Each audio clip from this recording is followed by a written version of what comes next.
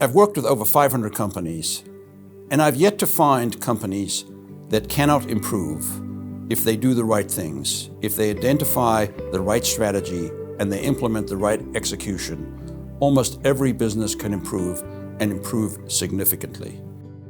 My name is Larry Goddard. I'm the CEO of the Parkland Group, a consulting firm based in Cleveland, Ohio, that works with companies to improve their performance, profitability, and value.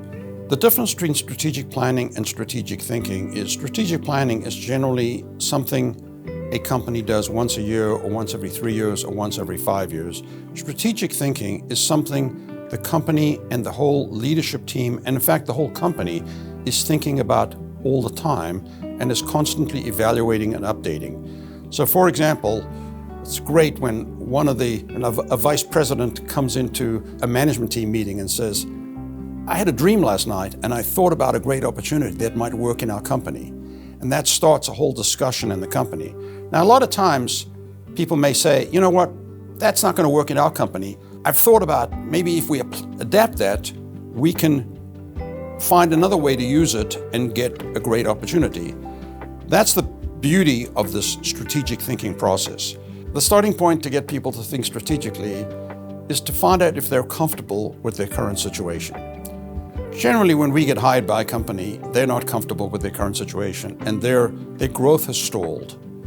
And that's when they bring somebody like us in to help them figure out how do we jumpstart our growth. To get the whole company into the mindset of strategic thinking, we use this team-based process where we get them together using the SOAR growth process that we've developed, which starts out with a bunch of surveys. People participate in the surveys. Once they start doing the survey, these are online surveys using our software tool, each survey takes about 15 minutes.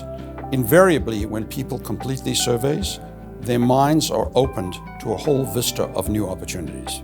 The surveys themselves are what trigger the beginning of strategic thinking.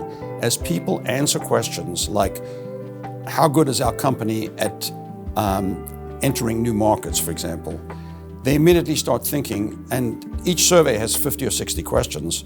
When they've completed the survey, their minds are already open to strategic thinking. And then they go into a workshop where they discuss all these things with their colleagues, and they get to see how the whole team has ranked each of these opportunities and necessities, and then they have a debate and a discussion about it. By the end of that 2-hour workshop, they're very excited and committed to strategic thinking.